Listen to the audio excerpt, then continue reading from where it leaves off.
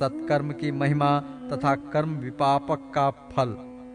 ताक्षर्य ने कहा, हे सूरश्रेष्ठ, मनुष्यों को स्वर्ग और नाना प्रकार के भोग तथा सुख एवं रूप, बल, बुद्धि एवं पराक्रम पुण्य के प्रभाव से प्राप्त होते हैं। पूर्वोक्त प्रकार के लौकिक एवं पारलौकिक भोग पुण्यवान व्यक्तियों को उनके पुण्य से ही प्राप्त होते हैं, अन्यथा नहीं। वे वेद वाक्य सर्वथा सत्य हैं। जिस प्रकार धर्म की ही विजय होती है, अधर्म की नहीं, सत्य की ही विजय होती है, असत्य की नहीं, क्षमा की ही विजय होती है, क्रोध की नहीं।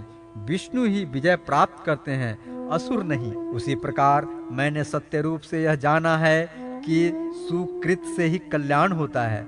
जिसका पुण्य जितना उत्कृष्टम है, वह मनुष्य भी उतना ही श्रेष्ठम है। जिस प्रकार पापी जन्म लेते हैं, जिस कर्म फल के अनुसार जीव जिस भोग का भागी होता है, वह जिन जिन योनियों को जिस रूप में प्राप्त करता है, जैसा उसका रूप होता है, वह सब मैं सुनना चाहता हूँ।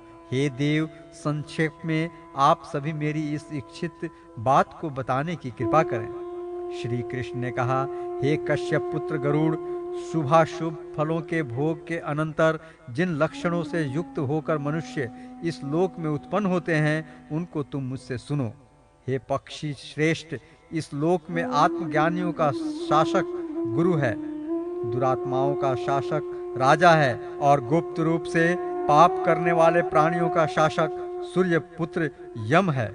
अपने पापों का प्रायश्चित न किए जाने पर उन्हें अनेक प्रकार के नरक प्राप्त होते हैं। वहाँ की यातनाओं से विमुक्त होकर प्राणी मृत्यलोक में जन्म लेते हैं। मानव योनि में जन्म लेकर वे अपने पूर्व पापों के जिन चिन्हों से युक्त हो रहते हैं, मैं उन लक्षणों को तुम्हें बताऊंगा। सभी पापी यमराज के घर पहुंचकर नाना प्रकार के कष्ट सहन करते हैं। जब उन यातनाओं से उन्हें मुक्ति प्राप्त होती है, तो उनके पापों का भावी शरीर पर चिन्हांकन होता है। उन्हीं चिन्हों से संयुक्त होकर वे पुनः इस पृथ्वी लोक में जन्म ग्रहण करते हैं। यथा असत्यवादी, हकलाकर बोलने वाले, गाय के विषय में झूठ बोलने वाला, गुंगा, ब्रह्महंता, कोढ़ी, मद्यपी, काले रंग के दांतों वाला, स्वर्ण चोर, कुत्सित एवं विकृत नखों वाला और गुरु पत्नी गामी चर्म रोगी होता है, तथा पापियों से संबंध रखने वाला निम्न योनि में जन्म लेता है। और दान न देने वाला दरिद्र, अयाज्य का यज्ञ करने वाला ब्राह्मण, ग्राम सुकर, बहुतों का यज्ञ कराने वाला गधा और आमंत्रक भोजन करने वाला कौवा होता है। बिना परीक्षण किए हुए भोजन को ग्रहण करने वाले निर्जन वन में व्याघ्र होते हैं। अन्य प्राणियों को बहुत तर्जना देने वाले पापी बिलार, कक्ष को जलाने वाला जुगनू, पात्र को विद्या न देने वाला बैल, ब्राह्मण को बासी अन्न देने वाला कुत्ता, दूसरे से ईर्ष्या और पुस्तक की चोरी करने वाला जात्यंध और जन्मांध होता है। फलों की चोरी करने से मनुष्य के संतान की मृत्यु हो जाती है, इसमें संदेह नहीं है। वह मरने के बाद बंदर की योनि में जाता है, तदंतर उसी के समान मुख प्राप्त कर पुनः मानव योनि में उत्पन्न होता है और गंडमाला के रोग से ग्रस्त हो रहता है। जो बिना दिए स्वयं खा लेता है, वह संतानहीन होता है। वस्त्र की चोरी करने वाला गोह, विष देने वाला वायुभक्षी सर्प, संन्यास मार्ग का परित्याग करके पुनः अपने पूर्व आश्रम में प्रविष्ट हो जाने वाला मरुस्थल का पिशाच होता है। जलापहर्ता पापी को चातक, धान्य के अपहरणकर्ता को मूषक और युवा अवस्था को न प्राप्त हुई कन्या का संसर्ग करने वाले को सर्प की योनि प्राप्त होती है। गुरु पत्नीगामी निश्चित ही गिरगिट होता है। जो व्यक्ति जल प्रपात के स्थान को तोड़कर नष्ट करता है, वह मत्स्य होता है। न बेचने योग्य वस्तु को जो खरीदता है, वह बगुला तथा गिद्ध होता है।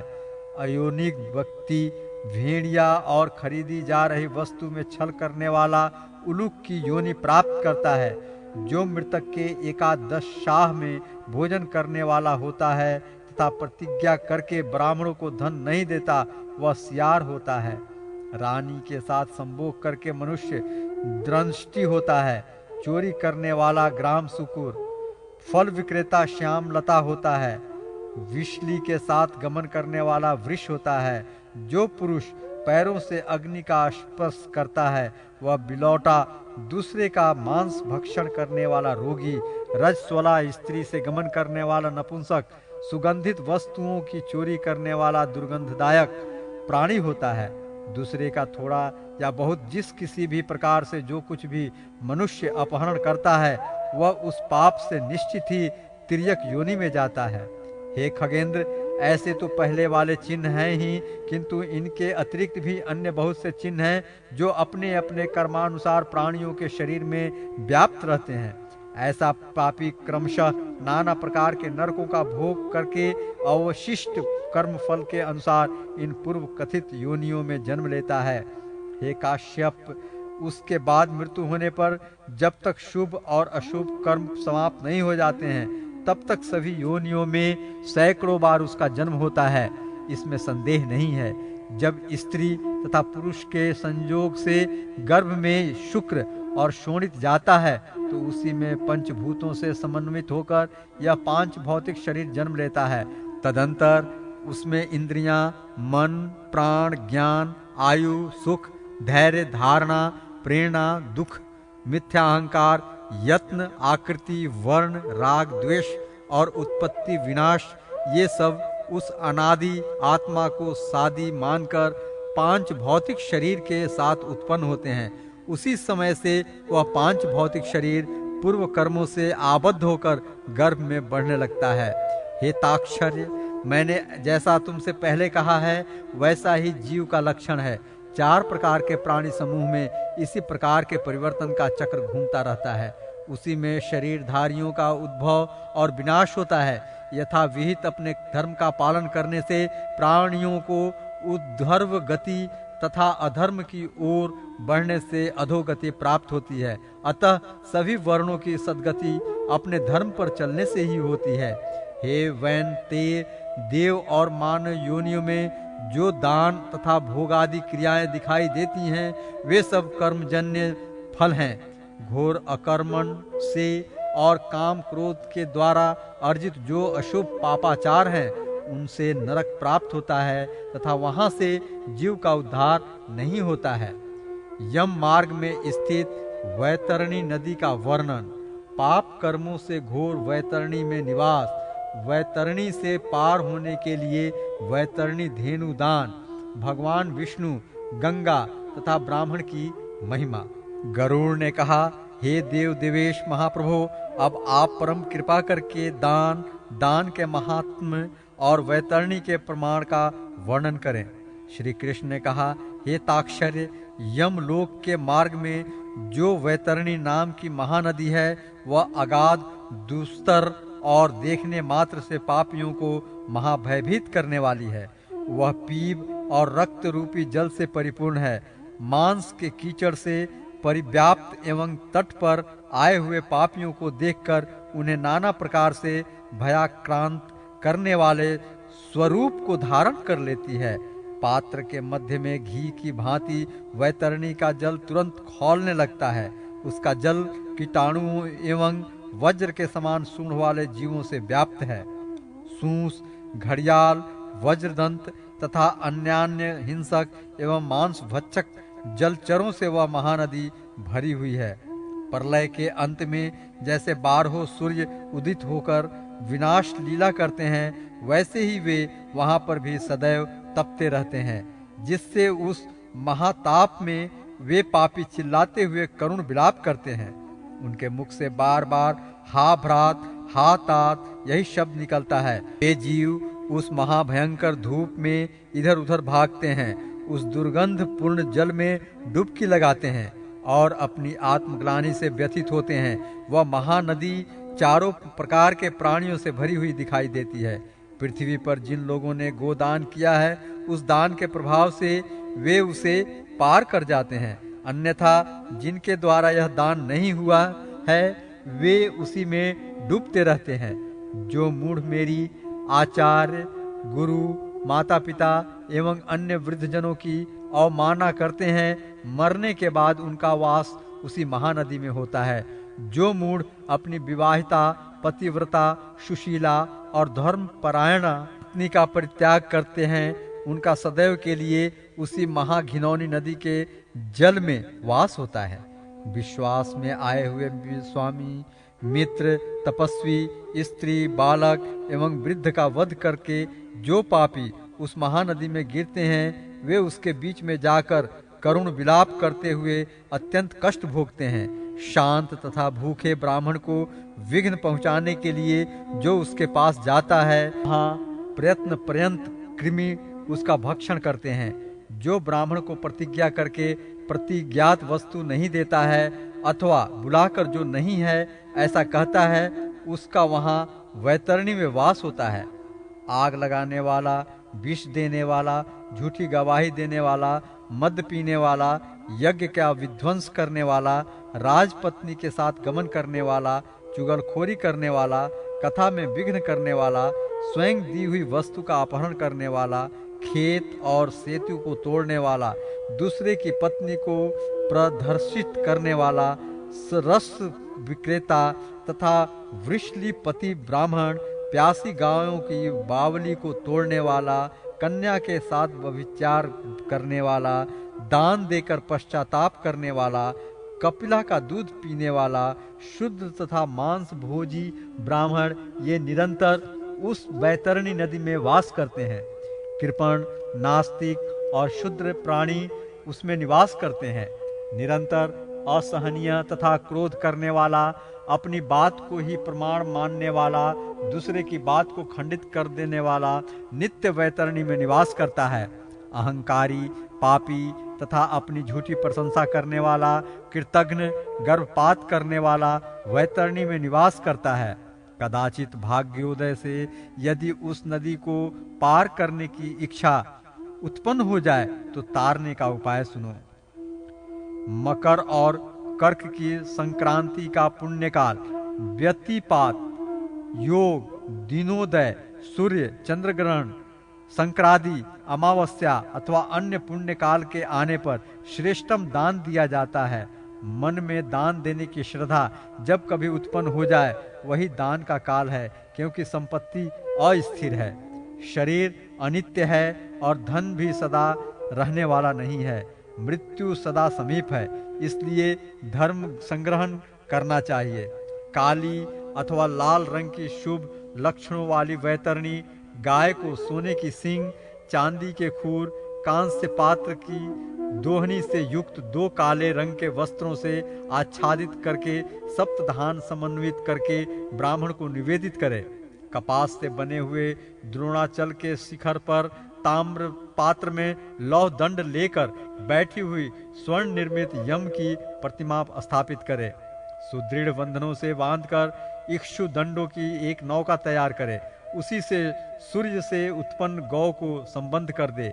इसके बाद छत्र, पादुका, अंगूठी और वस्त्रादि से पूज्य श्रेष्ठ ब्राह्मण को संतुष्ट करके जल तथा कुश के सहित इस मंत्र का उच्चारण करते हुए वह वैतरणी गौ उसे दान में समर्पित करे। हे द्विज श्रेष्ठ, महाभयंकर वैतरणी नदी को सुनकर मैं उसको पार करने की अभिलाषा से आपको यह वैतरणी दान दे रहा हूँ। हे विप्रदेव, गौवें मेरे आगे रहें, गौवें मेरे बगल में रहें, गौवें मेरे हृदय में रहें और मैं उन गायों के बीच में रहूं। हे विष्णु रूप, द्विजवरेण्य भूदेव, मेरा उद्धार करो। मैं दक्षिणा सहित वह वैतरणी गौ आपको दे रहा हूँ, आप मेरा प्रणाम स्वीकार करें। इसके बाद सबके स्वामी धर्मराज की प्रतिमा और वैतरणी नाम वाली उस गौ की प्रदक्षिणा करके ब्राह्मण को दान दें। उस समय वह ब्राह्मण को आगे कर उस वैतरणी गौ की पूंछ हाथ में लेकर यह कहे, हे गौ, उस महानदी से मुझे पार उतारने के लिए आप महाभयकारी यमराज के द्वार पर मेरी प्रतीक्षा करें। हे वैतरणी देवेश्वरी, आपको मेरा नमस्कार है। ऐसा कहकर उस गौ को ब्राह्मण के हाथ में देकर उनके पीछे पीछे उनके घर तक पहुंचाने जाए। हे वैनते, ऐसा करने पर वह नदी दाता के लिए सरलता से पार करने के योग्य बन जाती है। जो व्यक्ति इस पृथ्वी पर गौ का दान देता है वह अपने समस्त अभीष्ट को सिद्ध कर लेता है। सुकर्म के प्रभाव से प्राणी को ऐहिक और पारलौकिक सुख की प्राप्ति होती है। स्वस्थ जीवन में गोदान देने से 1000 गुना एवं रोगग्रस्त जीवन में 100 गुना लाभ निश्चित है। मरे हुए प्राणी के कल्याणार्थ जितना दान दिया जाता है उतना ही उसका पुण्य है। अतः मनुष्य को अपने हाथ से ही दान देना चाहिए। मृत्यु होने के बाद कौन किसके लिए दान देगा? दान धर्म से रहित कृपणता पूर्वक जीवन जीने से क्या लाभ? इस नश्वर शरीर से स्थिर कर्म करना चाहिए। प्राण अतिथि की तरह अवश्य छोड़कर चले जाएंगे। हे पक्षीराज, इस प्रकार प्राणी वर्ग के समस्त दुख का वर्णन मैंने तुमसे कह दिया। इसके साथ यह भी बता दिया है कि प्रेत के मोक्ष एवं लोक मंगल के लिए उसके औद्धर्य दैहिक कर्म को करना चाहिए। सूत जी ने कहा, हे विप्रगण, परम तेजस्वी भगवान विष्णु के द्वारा दिए गए ऐसे प्रेत चरित्र से संबंधित उपदेश को सुनकर गरुण को अत्यंत संतुष्टि प्राप्त हुई।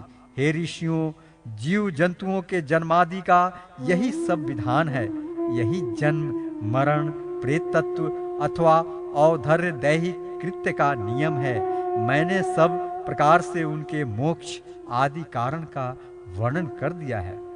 जिनके हृदय में नील कमल के समान श्याम वर्ण वाले भगवान जनार्दन विराजमान हैं, उन्हीं को लाभ और विजय प्राप्त होती है।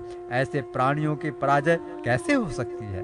धर्म की जीत होती है, अधर्म की नहीं। सत्य ही जीतता है, असत्य नहीं। क्षमा की विजय होती है, क्रोध की नहीं।